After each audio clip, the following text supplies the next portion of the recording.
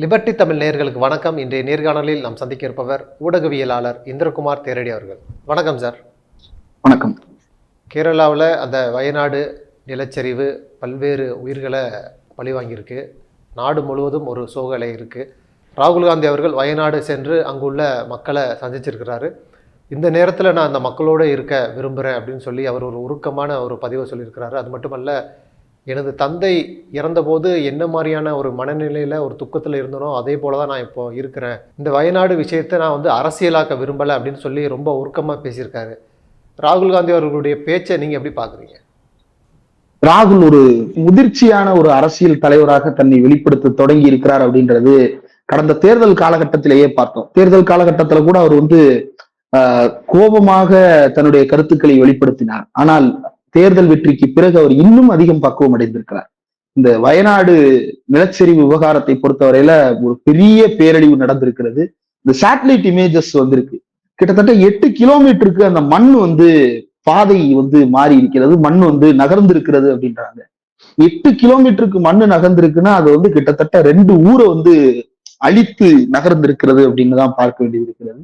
இந்த பூகம்பம் ராகுல் காந்தி சொன்னது போலவே கிட்டத்தட்ட அவங்க அப்பாவினுடைய மரணத்தின் போது அவர் எப்படி உணர்ந்தாரோ அதை விட ரொம்ப மோசமான ஒரு இது. ஏன்னா அந்த குழந்தைகள் இறந்து போயிருக்கிறாங்க. அந்த குழந்தைங்களுடைய பெற்றோர் தான் அந்த குழந்தைகளை அடையாளம் காண முடியும். இந்த குழந்தைக்கு பேரு சுரேஷ், இந்த குழந்தைக்கு பேரு கணேஷ் அப்படின்னு. ஆனா பெற்றோரும் இறந்து போயிட்டாங்க. அப்போ இந்த குழந்தையும் யாருன்னு தெரியல, அந்த பெற்றோரும் யாருன்னு தெரியல. ஆசிரியர்களை கூப்பிட்டு வந்துதான் அடையாளம் காண வேண்டிய ஒரு நெருக்கடி.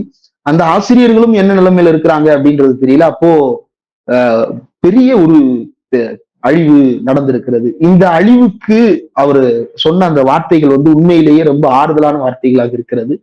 பல கேள்விகள் அவரை நோக்கி கேட்கப்பட்டது. அமித்ஷா பேசியது குறித்து பல்வேறு அரசியல் கேள்விகள் நாடாளுமன்றம் குறித்து கேட்கப்பட்ட போதும் கூட ராகுல் காந்தி நிதானமாக, நான் அதை பற்றி பேசுவதற்கு இங்கு வரவில்லை, நான் அதை பற்றி பேச மாட்டேன், எனக்கு இப்போது தேவை என்னுடைய மக்களுக்கான மருத்துவ உதவிகள், அவங்களுக்கு மருத்துவ உதவிகள் தேவை, போக்குவரத்து வசதிகள் தேவை, அவங்கள மீட்கிறதுக்கான பணிகள்ல இன்னும் தீவிரப்படுத்த வேண்டிய நெருக்கடி இருக்கு.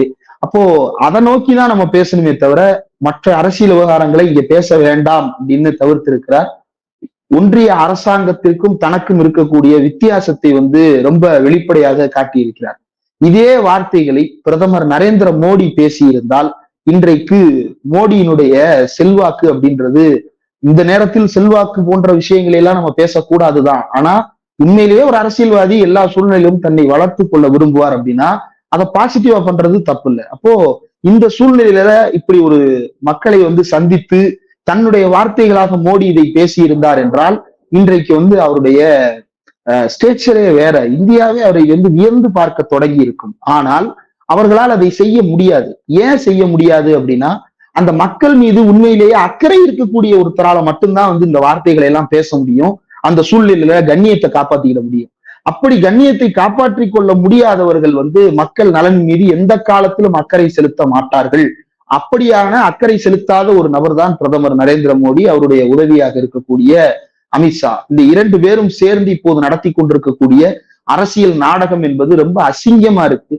நாடாளுமன்றம் இப்படியான ஒரு அசிங்கத்தை இதுக்கு முன்னாடி பார்த்ததே இல்லை. எவ்வளவோ பேரழிவுகள் குறித்து நாடாளுமன்றம் விவாதித்திருக்கிறது. அது குறித்து தன்னுடைய கரிசனமான பார்வையை வெளிப்படுத்தி இருக்கிறது.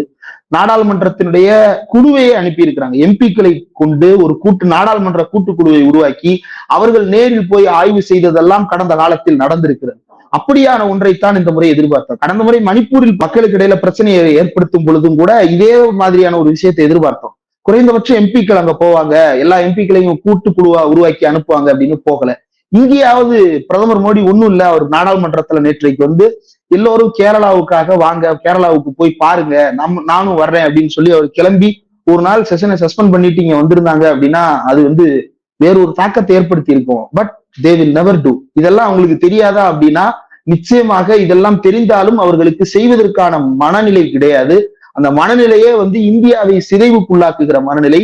அதனாலதான் கூச்சமே இல்லாம ஒரு மலை விழுந்து ஊர் அழிந்திருக்கிறது. அந்த பிணங்களின் கழுத்தில் ஏறி நின்று கொண்டு நீ எனக்கு ஓட்டு போட்டையா, வாயத்தர அப்படின்னு சொல்லிட்டு இருக்கிறாங்க. இது ரொம்ப அருவருப்பான அசிங்கமான ஒரு செயலில் ஈடுபட்டு இருக்கிறார்கள். ராகுல் அந்த இடத்தில் தன்னுடைய கண்ணியத்தை காப்பாற்றியது. ஆனா இதுல அரசியல் செய்யறதுக்கு எந்த நோக்கமும் இல்லை அப்படின்னு வலதுசாரிகள் சொல்றாங்க. ஒன்றிய அரசு எச்சரித்திருக்கிறாங்க. ஆனால் வந்து இந்த ஒன்றிய அரசோட இணக்கமாக இல்லாத மாநிலங்கள் வந்து ஒன்றிய அரசு சொல்லக்கூடிய எதையுமே கேட்கறது இல்ல, ஒரு எச்சரிக்கையை கூட படித்து பார்க்க மாட்டாங்க. அப்படியான ஒரு கருத்து இருக்குல்ல, அதெல்லாம் எப்படி பாக்குறீங்க? இருக்கிறதுலே ரொம்ப நாடாளுமன்றத்தில் நடைபெறும் அசிங்கத்துக்கு இணையான இன்னொரு அசிங்கம் என்ன அப்படின்னா, இவர்கள் வந்து ஐஎம்டி ரிப்போர்ட்டை நீ படிச்சு பாத்தியா அப்படின்னு நம்மளை பார்த்து கேட்கறது தான். ஐஎம்டி ரிப்போர்ட்டை எடுத்து தி ஹிந்து பத்திரிகை விலாவாரியாக எழுதியிருக்கிறார்கள். தங்களுடைய நேற்றைக்கு அது இணையதளத்துல வெளியாகிவிட்டது. அமித்ஷா சொன்னது உண்மைதானா அப்படின்றத ஃபேக்ட் செக் பண்ணி போட்டிருக்கிறாங்க. டேட் வைஸா என்னென்ன அலர்ட் வந்தது அப்படின்னு சொல்லிட்டு 29ஆம் தேதி வரைக்கும் அவ்வப்போது அறிவிப்புகள் வந்திருக்கிறது. மழை பெய்ய வாய்ப்புண்டு, ஆங்காங்கே கனமழை பெய்ய வாய்ப்புண்டு, ஒரு சில இடங்களில் அதி கனமழை பெய்ய வாய்ப்புண்டு. இதுதான் அறிவிப்பு. இது எல்லாமே வந்து என்ன அலர்ட்ல வருது அப்படின்னா எல்லோ அலர்ட்டுக்கு கீழே தான் கொடுக்குறாங்க. எல்லோ அலர்ட் அப்படின்றது வந்து என்ன அப்படின்னா கொஞ்சம் சுதனமா இருந்தீங்கப்பா அப்படின்றதுதான் எல்லோ அலர்ட். ஆரஞ்சு அலர்ட் அப்படின்னா மக்களை காப்பாத்துறதுக்கு ரெடி ஆயிக்கிங்க அப்படின்றது ஆரஞ்சு அலர்ட். ரெட் அலர்ட்னா மக்களை காப்பாத்தியே தீரணும், கிளம்பணும் அப்படின்றதுதான் ரெட் அலர்ட். இதுதான் அதனுடைய ஆக்ஷன் டேக்கன்ல நம்ம பார்க்க வேண்டியது. இப்போ எல்லோ அலர்ட் தான் கொடுத்திருக்கிறாங்க 29ஆம் தேதி வரைக்கும். 30ஆம் தேதி மத்தியானம் 1:10 வந்து ரிப்போர்ட் வருது, ரெட் அலர்ட் அப்படின்னு சொல்லிட்டு ரிப்போர்ட் வருது. அன்னைக்கு அதிகாலையிலேயே மண் சரிந்து விட்டது, நிலம் சரிந்து விட்டது, மழை வந்து கீழே சரிஞ்சிருக்கு. இப்போ காலையில நடந்த ஒரு சம்பவத்துக்கு மத்தியான ரெட் அலர்ட் கொடுக்குறாங்க. இதை அமித்ஷா என்ன சொல்றாரு அப்படின்னா நாடாளுமன்றத்துல 7 நாள் முன்கூட்டியே வானிலையை கணிக்கக்கூடிய அளவுக்கு இந்தியாவில் வசதி இருக்கிறது. இந்தியாவில் இருக்கக்கூடிய வசதி உலகில் வெகு சொற்பமான நாடுகளிடம் மட்டும்தான் இருக்கிறது. நாம அவ்வளவு முன்னேறிய வசதிகளை வைத்திருக்கிறோம்னு 7 நாள் முன்னாடி அல்ல, 7 மணி நேரம் கழித்து சொல்லுறாங்க ரெட் அலர்ட் அப்படின்றத. அப்போ அடிப்படையே போய் 29ஆம் தேதி இவரு சொன்னாராம். என்ன சொன்னாருன்னா கொடூரமான மழை பெய்ய போகுது, நிலம் சரிய போகுது அப்படின்னு, நிலச்சரிவு ஏற்பட போகுதுன்னு. அந்த நிலச்சரிவு ரிப்போர்ட் எல்லாம் ஐஎம்டி கேரளாவுடைய தளங்களிலேயே இருக்கிறது. அதை எடுத்து பாருங்க, கிரீன்ல கொடுத்திருக்கிறாங்க. கிரீன் அப்படின்னா என்ன? அச்சப்பட வேண்டிய அளவுக்கு எதுவும் இல்லை அப்படின்னு அர்த்தம். Least possibility of occurrence of landslides அல்லது நோ பாசிபிலிட்டி. நோ பாசிபிலிட்டின்னு இயற்கையை பொறுத்த வரைக்கும் ரூல் அவுட்டே பண்ண முடியாது. அதனால வந்து நோ பாசிபிலிட்டி அப்படின்ற இடத்துக்கு வந்து அங்க வேலையே இல்லை. ரொம்ப லீஸ்ட் பாசிபிள் அப்படின்னா என்ன அர்த்தம்னா, இப்ப ஊட்டியில நம்ம போகும்போது ஒரு மரம் விழுந்துரும், அந்த மரத்தை கிளியர் பண்றதுக்கு ஒரு வசதிகள் தேவைப்படும். இதுதான் வந்து லீஸ்ட் பாசிபிள்ல வந்து அதிகபட்சமே இவ்வளவுதான். இதுதான் நடக்கக்கூடியது. அப்போ இதற்கான தயாரிப்புன்றது வேற. ஒரு ஊரையே காலி பண்ணி வேற இடத்துக்கு கொண்டு 8 கிலோமீட்டருக்கு மண்ணு நகன்றிருக்கு அப்படின்னா வந்து ஒரு ஊரே அழிஞ்சிருக்கு சார். அப்ப அந்த ஊரையே காலி பண்ணி கொண்டு போயிருக்கணும் அப்படின்னா நீங்க குறைஞ்சபட்சம் ஒரு வாரத்துக்கு முன்னாடியாவது அலர்ட் பண்ணிருக்கணும்ல, நிலச்சரிவு ஏற்பட வாய்ப்பு இருக்குன்னு. பண்ணலையே. நிலச்சரிவுக்கான ரெட் அலர்ட் கொடுக்கப்படவே இல்லை இப்போ வரைக்கும். அங்க என்ன கொடுக்கப்பட்டிருக்குன்னா கிரீன் அலர்ட்ல இருந்தது, அது அலர்ட்டே கிடையாது. அப்போ எந்த எச்சரிக்கையும் ஒன்றிய அரசு தரப்பிலிருந்து மாநில அரசுக்கு கிடைக்கவில்லை. இதை தி இந்து பத்திரிகையும் சொல்லி இருக்கிறது, பினராயி விஜயன் அவர்களும் இதை தெளிவுபடுத்தி பேசி இருக்கிறார். அப்போ ரொம்ப தெளிவாக ஒன்றிய அரசு இதில் அரசியல் செய்வதை புரிந்து கொள்ள முடிகிறது. வலதுசாரிகள் சொல்றாங்க இதுல அரசியல் செய்யக்கூடாது அப்படின்னு. அப்ப எதுக்கு சார் நாங்க அலர்ட்? அதாவது கேரளா வருடா வருடம் இது போன்ற துயர்ல இருக்காங்க. ஆனாலுமே அவங்க எந்த விதமான பாடத்தையும் கத்துக்க மாட்டாங்க, ஒன்றிய அரசோட இணக்கமாகவும் இருக்க மாட்டாங்க. ஆனா குஜராத் போன்ற மாநிலங்களுக்கு புயல் எச்சரிக்கை கொடுத்தா எந்தவித உயிரிழப்பு இல்லாம அந்த அந்த மாநிலங்கள் வந்து அதை சமாளிக்கிறாங்க அப்படின்னு சொல்றாங்கல்ல. இல்ல, உயிரிழப்புகளை பொறுத்த வரைக்கும் இப்ப மழை வெள்ளம் அப்படின்றது வேற, நிலச்சரிவு அப்படின்றது வேற. நிலச்சரிவை எல்லாம் வந்து நீங்க எவ்வளவு தயாரிப்போடு இருந்தாலும் அதை கட்டுப்படுத்தவெல்லாம் முடியாது. மழை வெள்ளத்துல இருந்து மக்களை மீட்பதற்கான வழிமுறைகளை வந்து நம்ம வந்து ரொம்ப காலமா எவால்வ் பண்ணிட்டு இருக்கோம். ஏன் அப்படின்னா மழை வெள்ளம் அப்படின்றது இந்தியாவில் இருக்கக்கூடிய எல்லா பகுதிகளிலையும் வரக்கூடிய விஷயம். எங்க புயல் தாக்குகிறதோ அங்க வந்து கொடூரமான வெள்ளம் ஏற்படுவது அப்படின்றது இயல்பான விஷயமா இன்றைக்கு மாறிவிட்டது. அதோடு வாழ்வதும் மண் சரிவு நிலச்சரிவை சமாளிப்பதும் ஒண்ணு கிடையாது. இதே சென்னையில வந்து ஒரு சுத்தி மழையால அரணமைக்கப்பட்டது போல ஒரு சூழ்நிலை இருந்திருந்தா சென்னையுடைய இதுவே வேறையா இருக்கும். சென்னை சந்திக்கிற சவால்கள் இன்னும் ரொம்ப கோரமானதாக இருந்திருக்கும். இப்போ குஜராத் சமாளிக்கிறதுக்கும் கேரளா சமாளிக்கிறதுக்கும் இடையில வித்தியாசம் இருக்கு. இது வந்து சமதளத்துல வாழ்ற ஒரு மக்களையும் வந்து மலைப்பரப்புல வாழ்ற மக்களையும் வந்து ஒரே இதுல இடம் போடுறாங்க அப்படின்னா இந்த அரசாங்கத்தினுடைய டொப்போகிராஃபி அறிவியை நினைத்து, ஜியாலஜி அறிவியை நினைத்து வந்து எப்படி வியப்பது அப்படின்னே தெரியல. மலைவாழ் மக்கள், மலைப்பகுதியில் இருக்கக்கூடிய மக்கள், மலையடிவாரத்தில் இருக்கக்கூடிய மக்களை வந்து இவர்கள் வந்து குஜராத்தோட ஒப்பிட்டு பேசுறாங்க அப்படின்னா அது அறிவுகிட்டத்தனமான செயல். பாடம் கத்துக்கிடலையா? என்ன பாடம் கத்துக்கிடல? கேரளாவில் ஒவ்வொரு முறையும் வெள்ளம் வந்து கொண்டிருக்கிறது. அந்த வெள்ளத்தை ஒவ்வொரு முறையும் பெரிய இழப்பு சந்திக்கிறாங்க. இப்போ 2018-19 வந்த வெள்ளத்துல எல்லாம் கிட்டத்தட்ட 48,000 கோடி அளவுக்கு அங்கு பெரிய இழப்பு ஏற்பட்டிருக்கிறது. அதையெல்லாம் சமாளிப்பதற்கு இந்த ஒன்றிய அரசு எந்த உதவியும் செய்யவில்லை. துபாய் அரசர் கொடுக்குற அந்த பணத்தை வாங்க விடாம தடுத்துட்டு, இவங்களும் அந்த பணத்தை கொடுக்காம இருந்துட்டு, பாடம் கத்துக்கலன்னா பாடத்தை இம்ப்ளிமெண்ட் பண்றதுக்கு ஒரு செலவு இருக்குல்ல. நான் கத்துக்கலாம் சார், 1000 கத்துக்கலாம், புத்தகத்தை புரட்டி புரட்டி 1000 கத்துக்கலாம். ஐடியா இல்ல எக்கச்சக்கமான ஐடியாஸ் இருக்கலாம். ஐடியாஸ் இம்ப்ளிமெண்ட் பண்ணணும்னா காசு வேணும். காசு எங்க கொடுத்திருக்கீங்க ஒன்றிய அரசு, கேரள அரசுக்கு? பட்ஜெட்ல இதை தானே கேட்டோம். எங்க கேரளாவுடைய இடம், எங்க தமிழ்நாட்டினுடைய இடம், ஏன் வெள்ளத்துக்கு இடம் கொடுக்கலன்னு பேரு சொல்லலாம்னா ஒரு குற்றமா? நீங்க எல்லா மாவட்டத்து பேரை சொல்றீங்கன்னு மோசமான ஒரு வாதத்தை முன் வச்சாங்க, அறிவுகட்டத்தனமான வாதத்தை முன் வச்சாங்க. இப்ப என்ன நடந்திருக்கு? இப்ப அழிவு நடந்திருக்கிறது. இந்த அழிவுக்கு பிறகாவது காசு கொடு அல்லது ஆள் அனுப்பு அப்படின்னா இவங்க என்ன சொல்றாங்க, நான் முதல்ல 9 பட்டாலியன் அனுப்பிட்டேன். 9 பட்டாலியன் நீங்க சும்மா அனுப்பல, நான் காசு கட்டுறேன். அதுக்கு மாநில அரசாங்கம் காசு கட்டுறதுக்கு வாடகைக்கு ஆள் அனுப்புறீங்க நீங்க. எனக்கு என்ன புரியலன்னா, இந்த வீரர்களுடைய வேலை என்ன? பேரிடரில் இருந்து மக்களை மீட்பது. அதற்குனே இருக்கக்கூடிய ஸ்பெஷல் பட்டாலியன் அப்படிதானே சொல்றாங்க. இவங்க சிஆர்பிஎஃப் வீரர்கள், ஆல்ரெடி சிஏபிஎஃப் சொல்லுவாங்க, இப்ப சென்ட்ரல் ஆர்ம்டு போலீஸ் போர்ஸ் சொல்லுவாங்க. அதுல பிஎஸ்எஃப் வீரர்கள் இருப்பாங்க, சிஆர்பிஎஃப் வீரர்கள் இருப்பாங்க, சிஐஎஸ்எஃப் வீரர்கள் இருப்பாங்க. இந்த வீரர்கள் தான் இதுக்கு பயன்படுத்தப்படுறாங்க. ராணுவ வீரர்கள் இதுக்கு பயன்படுத்தப்படல, துணை ராணுவப்படை வீரர்கள். இப்ப அவங்களுக்கு அபிஷியல் நேம் துணை ராணுவம் கிடையாது, துணை காவல் படைன்னு மாத்தி இருக்கிறாங்க. அந்த வீரர்கள் தான் இங்க கூட்டு வர்றாங்க. அவங்க ஏற்கனவே அந்த டியூட்டில இருக்கிறாங்க. என்ன டியூட்டில இருக்கிறாங்க? வெவ்வேறு டியூட்டில இருக்காங்க. இதுக்குன்னு ஸ்பெஷல் பட்டாலியன் ஆக்குபை பண்ணி வச்சிருப்பாங்க. இப்ப அந்த பட்டாலியன் எதுக்கு பணம் வாங்குறாங்க? இதற்காகத்தான் அவருக்கு செலவழிக்கப்படுகிறது, ட்ரைனிங் கொடுக்கப்படுகிறது. அப்ப அதற்கு நீங்க தான் காசை பேர் பண்ணணும். மாநில அரசுக்கு அப்படியான ஒரு கட்டமைப்பு ஏற்கனவே இருக்கிறது, அது பத்தாது அப்படின்னு நம்ம சொல்லல, எல்லா மாநிலங்களும் சொல்றாங்க. மாநில அரசு தீயணைப்பு மற்றும் மீட்பு பணிகளுக்கு வைத்திருக்கக்கூடிய பட்டாலியன் அப்படின்றது பத்தாது, சொபிஸ்டிகேட்டடான இது வேணும் அப்படின்றதுக்காகத்தான் ஒன்றிய அரசு அந்த அதிகாரத்தை தன்னிடம் வைத்துக் கொண்டு என்டிஆர்எஃப் பட்டாலியன்ஸை மெயின்டைன் பண்றாங்க. அப்ப அந்த பட்டாலியன் 9 பட்டாலியன் அனுப்புறாங்க அப்படின்னா 9 பட்டாலியனுக்கு நான் காசு கொடுக்குறேன். இந்திய பேரிடரிலிருந்து மீட்பதற்கு தானே என்டிஆர்எஃப் பட்டாலியன். இது இந்தியா தானே, இல்ல மாலத்தீவா, இல்ல ஸ்ரீலங்காவா, இல்ல பாகிஸ்தானா? இது இந்தியா தானே. கேரளான்றது, வயநாடுன்றது இந்தியா தானே, சென்னைன்றது இந்தியா தானே. இதிலிருந்து மீட்பதற்கான காசை இந்திய அரசாங்கம் கொடுக்காதா? தமிழ்நாட்டை மீட்க தமிழ்நாடு காசு தரணும் அப்படின்னா அப்ப தமிழ்நாட்டை நீ என்னவா கருதுற? நீ தமிழ்நாடு இந்தியாவின் பகுதி இல்லையா? ஏன் இப்படியான ஒரு வாதங்களை எல்லாம் ஒன்றிய அரசு கிளப்புறாங்க அப்படின்றது புரிய மாட்டேங்குது. பாடம் கத்துக்கிடல அப்படின்னா ஒன்றிய அரசு தான் இப்போது வரைக்கும் பாடம் கத்துக்கிடல. சென்னையில ரேடார் வைக்கிறதுல இருந்து கேரளாவுக்கான அக்யூரசி ரிப்போர்ட்டை கொடுக்கறது வரைக்கும் எல்லா இடங்களிலும் பழையபடி போன வருஷம் என்ன பிரச்சனை எல்லாம் இருந்துச்சோ, அதுக்கு முந்தின வருஷம் என்ன பிரச்சனை எல்லாம் இருந்துச்சோ, அதே பிரச்சனை தான் இப்பயும் கண்டினியூ ஆகுது. ஒன்றிய அரசு என்ன பாடத்தை கற்றுக்கொண்டது? எல்லா சொபிஸ்டிகேட்டடான டெக்னாலஜிஸ் எல்லாத்தையும் கையில் வைத்திருப்பதாக பிரகடனப்படுத்துகின்ற ஒன்றிய அரசு, காசு வச்சிருக்கிற ஒன்றிய அரசு இதையெல்லாம் செய்யல அப்படின்னா மாநில அரசு என்ன செய்யணும்னு எதிர்பார்க்கிறீங்க? மாநில அரசு செயல்படணும்னா கூட உங்களுடைய வெதர் ரிப்போர்ட் தேவைப்படுதே. ஒவ்வொரு வருஷமும் 40,000 கோடி இழப்பை சந்தித்துக் கொண்டிருக்கின்ற ஒரு மாநிலத்திட்ட போய் நீ பாடம் கத்துக்கல அப்படின்னா இது எப்படி இருக்குது அப்படின்னா, வீடு இல்லாம சாலையோரங்களில் இருக்கக்கூடிய மக்களை பார்த்து என்னப்பா உனக்கு ஒரு வேலை பார்த்து வீடு கட்டிக்கிட்ட தெரியாதான்னு கத்திட்டு போற மாதிரி இருக்கிறது. இந்த முட்டாள்தனங்கள் தான் இந்திய நாடாளுமன்றத்தை இன்றைக்கு ரொம்ப மோசமான ஒரு அருவருக்கத்தக்க ஒரு நிலைக்கு தள்ளி கொண்டிருக்கு. இந்த துயர சம்பவத்திலும் அந்த சமூக வலைதளங்கள்ல நீங்க சொன்னது போல அந்த சிலருடைய கமெண்டுகள் ரொம்ப மோசமான கமெண்டுகள் இருக்கு. அதாவது வயநாடுங்கிறது ஒரு குட்டி பாகிஸ்தான், அது அழிந்ததுல சந்தோஷம் அப்படிங்கிறாங்க. இன்னொரு ராகுல் காந்திக்கெல்லாம் ஓட்டு போட்டீங்களே, உங்களுக்கு இந்த நிலைமை வரத்தான் செய்யும் அப்படின்னு சொல்லி பல்வேறு போஸ்டுகளை நம்ம பார்க்குறோம். இவர்களுடைய மனநிலை பத்தி நீங்க என்ன நினைக்கிறீங்க? இது மனநிலைக்குள்ள போறதுக்கு முன்னாடி இப்ப இந்த வாதங்களை எல்லாம் கேட்கும் பொழுது இன்னொரு வாதமும் தோணுது. இப்ப நீங்க பாத்தீங்க அப்படின்னா ஒவ்வொரு வருஷம் ஆண்டு பலன்கள் அப்படின்னு சொல்லிட்டு இந்தியாவுக்கான ஆண்டு பலன்கள் அப்படின்னு சொல்லிட்டு ராசி பலன் போடுவாங்க.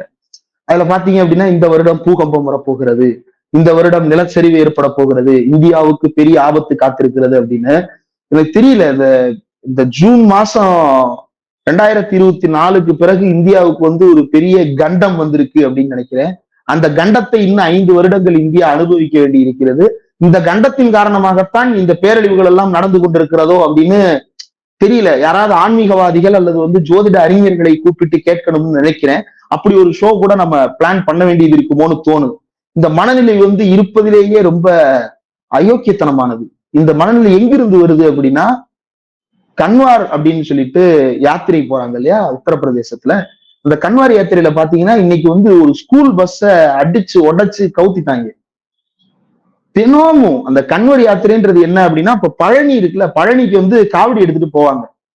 எனக்கு தெரிந்து பழனிக்கு காவடி எடுத்துட்டு போறது வந்து வருஷா வருஷம் நடக்குது. கூட்டம் கூட்டமா போவாங்க தைப்பூசத்துக்கு.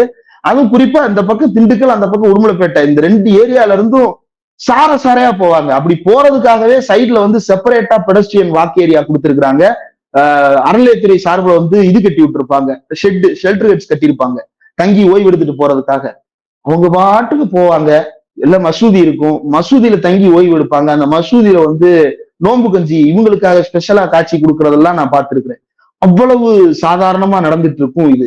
இப்ப இங்கேயும் இப்படி ஒரு காவடி யாத்திரைன்னு சொல்றாங்க. அந்த காவடி, எல்லா காவடியும் அப்படித்தான், தோல்ல ஏத்திட்டா கீழே இறக்கக்கூடாது. இதுதான் காவடியினுடைய தத்துவ ஆன்மீகத்தின்படி. இப்போ அந்த காவடியை தோல்ல ஏத்திட்டு போறதா சொல்லிக்கிற கும்பல் காவடியாக யாரை தூக்குகிறார்கள் என்றால் மக்கள் உயிரை தூக்கி கொண்டிருக்கிறார்கள். உயிரை தூக்கிக்கிட்டே போறாங்க. போற வழியில் வந்து அத்தனை கடைகளும் வந்து அடித்து நொறுக்கப்படுகிறது. அத்தனை வாகனங்களும் வந்து உடைத்து எரியப்படுகிறது, தீ வைக்கப்படுகிறது. தீப்பந்தத்தோடு உலா வருகிறார்கள். கையில வந்து கோடாரிகளோடும் கடப்பாறைகளோடும் அவங்க யாத்திரை செய்யறாங்க. மரத்துல காவடி தூக்கிட்டு போவாங்கன்னு பார்த்தோம்னா இரும்பு ஆயுதங்களை ஏந்திட்டு போறாங்க. இதெல்லாம் வந்து ரொம்ப பார்க்கும் போதே பதற்றத்தை ஏற்படுத்துறதா இருக்கு. இவர்கள் தான் வந்து இந்த மனநிலையில் இருக்கிறார்கள். உண்மையிலேயே இவங்களை எல்லாம் வந்து போலீஸ் டிடைன் பண்ணணும். இப்படி பேசுறவங்க எல்லாம் வயநாடு வந்து குட்டி பாகிஸ்தான் சொல்றவங்களா இருக்கட்டும், அல்லது வயநாடு வந்து ராகுல் காந்திக்கு ஓட்டு போட்டது அதனால அவங்க அழிவை சந்திக்கிறேன்னு சொல்லதா இருக்கட்டும், இவங்களை எல்லாம் போலீஸ் டிடைன் பண்ணணும். குண்டாஸ்ல யார் யாரையோ எடுக்கிறாங்க இல்லையா, பிரிவென்ஷன் ஆஃப் அட்ராசிட்டிஸ்ல வந்து பல பேர் எடுக்கிறாங்க இல்லையா, அந்த மாதிரி இவங்களை எல்லாம் கூட்டு போய் உள்ள வைக்கணும்னு நினைக்கிறேன். ஏன் அப்படின்னா இவர்கள் வந்து நாளைக்கு வந்து எந்த முடிவையும் எடுப்பார்கள். என்ன முடிவு எடுப்பார்கள் அப்படின்னா, மதுரையில பிடிஆருக்கு ஓட்டு போட்டாங்க, இவங்களுக்கு இதுதான் நிலைமை வரணும், ஆளூர் ஷானவாசம் ஓட்டு போட்டிருக்கிறாங்க நாகை மக்கள், இவங்க இப்படிதான் சந்திக்கணும், ஸ்டாலினுக்கு ஓட்டு போட்டிருக்காங்க கொளத்தூர் மக்கள், இவங்களுக்கு இப்படிதான் சந்திக்கணும்னு ஒவ்வொரு ஊர்லயும் திட்டமிட்டு கலவரத்தை தூண்டும் வகையில இவங்கதான் நாளைக்கு வெளியே வருவாங்க. இவங்களை கூப்பிட்டு உண்மையிலேயே விசாரிக்கணும். இவங்களுடைய கணக்கு வழக்குகளை எல்லாம் செக் பண்ணணும். யார்கிட்ட இருந்து பணம் வருது, இவங்க எந்த மோட்டிவ்ல ட்வீட் போடுறாங்க, யார்கிட்ட எல்லாம் தொடர்புல இருக்கிறாங்க பேசுறாங்க அப்படின்றத. ஏன்னா இவர்கள் சமூகத்திற்கே ஆபத்தை ஏற்படுத்தக்கூடிய மக்கள். இது ஒரு செக்டார். ஆனா இதுக்கு ஈல்டாகிற இன்னொரு குரூப் இருக்கு.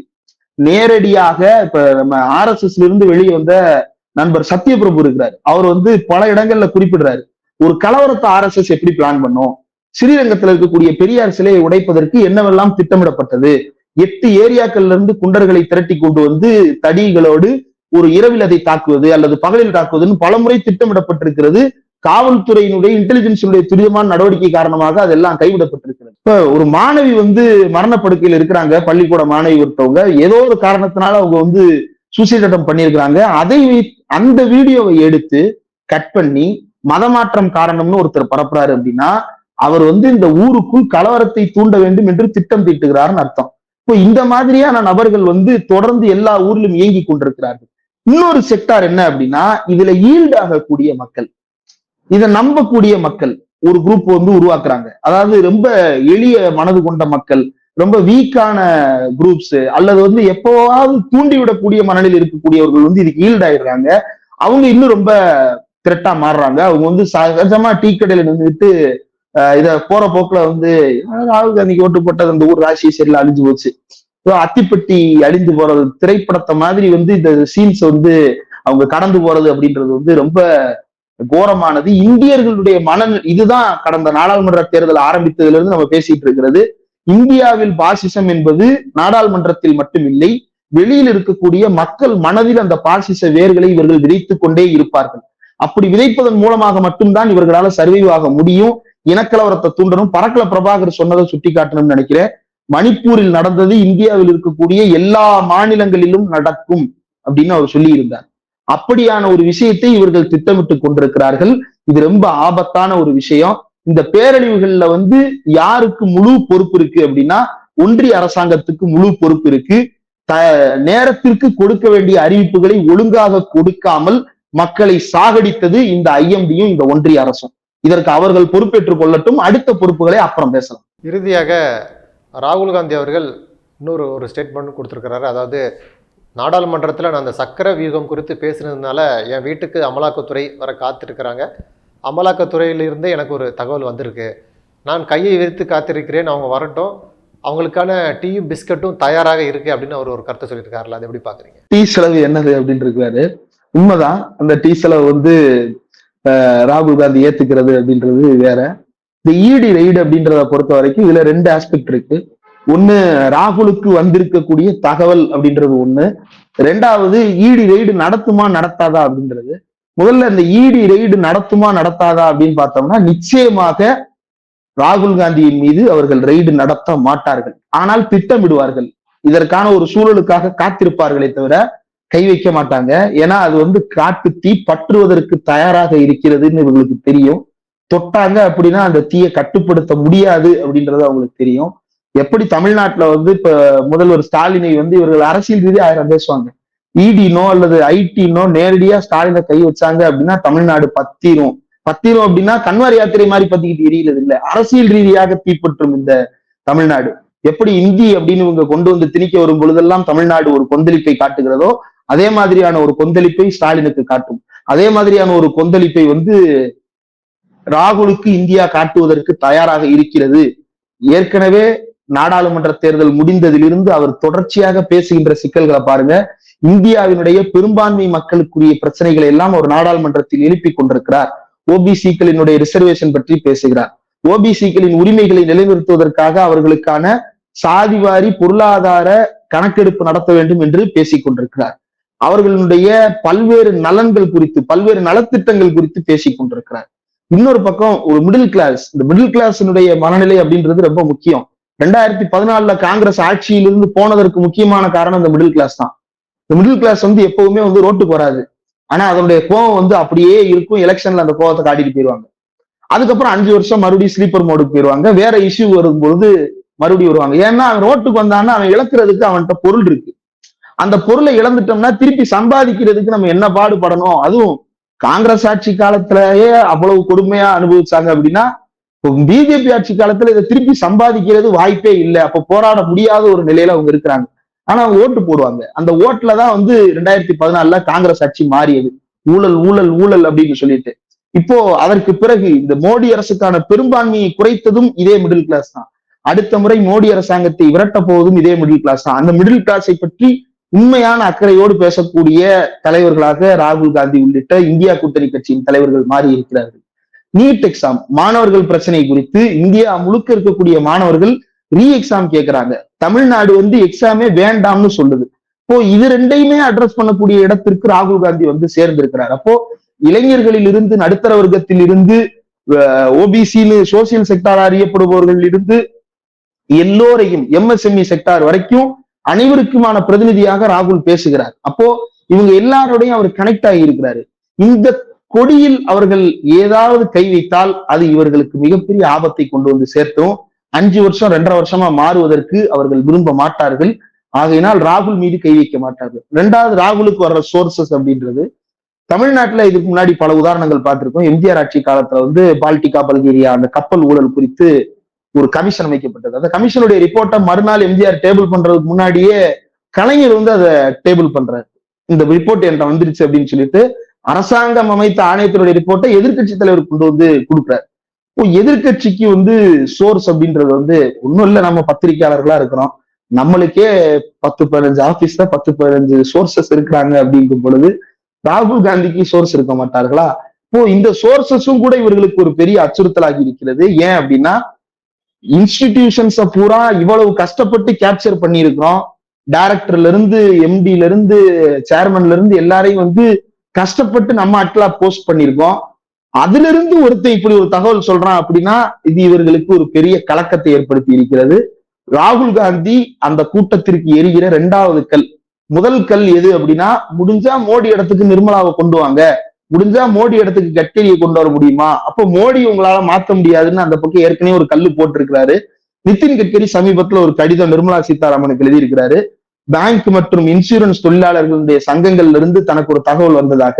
என்ன சொல்றாருன்னா, இந்த ஹெல்த் இன்சூரன்ஸுக்கும் லைஃப் இன்சூரன்ஸுக்கும் ஜிஎஸ்டி போடுறீங்க, அவன் இந்த நாட்டுல இருந்து தன்னோட உயிரை காப்பாத்திக்கிறதுக்காக இன்சூரன்ஸ் போடுறான், அதுக்கும் காசு கேட்டோம்னா அது நல்லா இல்ல, அதை மாற்றி அமைக்கணும்னு அவங்க ஃபீல் பண்றாங்கன்னு ஏற்கனவே நிர்மலாவுக்கு ஒரு கடிதம் எழுதியிருக்கு. அப்ப உள்ளுக்குள்ள வந்து இவர் போட்ட கல்லு வேலை செய்யுது, அது சலம்பலை ஏற்படுத்திட்டு தான் இருக்கு. இந்த இரண்டாவது கல் எப்படி சலம்பலை ஏற்படுத்துகிறது அப்படின்றது நிர்வாக ரீதியான நடவடிக்கைகள்ல நம்மளுக்கு அடுத்து தெரிய வரும். இதுக்கு முன்னாடி இதே மாதிரி சிஏஜி அறிக்கை வெளியான போது உள்ளுக்குள் ஒரு சலம்பல் ஏற்பட்டது. எதிர்கட்சிகளுக்கு இப்படியான தகவல் எல்லாம் போய்கிட்டு இருக்கு அப்படின்றதெல்லாம் தெரிந்ததற்கு பிறகு சிஏஜி அதிகாரிகளை குண்டோட மாத்தினாங்க, ஐபில குண்டோடு மாற்றங்களை செஞ்சாங்க. இதெல்லாம் செய்ததற்கு பிறகும் இன்னும் தகவல் போகுது அப்படின்னா இன்னும் என்னென்ன மாத்துறது அப்படின்னு கலக்கத்தில் இருக்கிறார்கள் நினைக்கிறேன். நன்றி தோழர். நிறைய பயனுள்ள தகவல்களை நேயர்களுக்கு சொல்லியிருக்கீங்க. உங்களுடைய நேரத்துக்கு மிக்க நன்றி.